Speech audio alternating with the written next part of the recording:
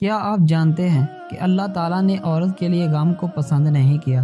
جی ہاں، وہی عورت جو دنیا میں سب سے زیادہ دل رکھتی ہے، سب سے زیادہ احساس رکھتی ہے اور سب سے زیادہ قربانیاں دیتی ہے۔ اللہ تعالیٰ نے عورت کے دل کو نرمی سے بنایا تاکہ وہ محبت کرے، ماں بنے، بہن بنے، بیٹی بنے۔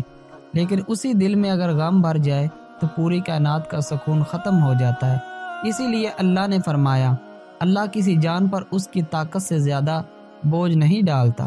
جب عورت روتی ہے تو اللہ سنتا ہے، جب وہ صبر کرتی ہے تو فرشتے اس کے نام نیکی لکھتے ہیں، اور جب وہ خاموش رہ کر برداشت کرتی ہے تو اللہ فرماتا ہے، میں تیرے آنسو ضائع نہیں جانے دوں گا، کیونکہ عورت کے غم سے صرف وہ نہیں بلکہ اس کا گھر اور اس کے بچے اور اس کا ماحول بھی متاثر ہوتا ہے۔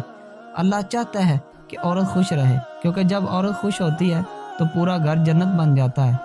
اسی لیے نبی صلی اللہ علیہ وآلہ وسلم نے فرمایا، تم میں سے بہتر وہ ہے جو اپنی عورتوں کے ساتھ بہترین سلوک کرے۔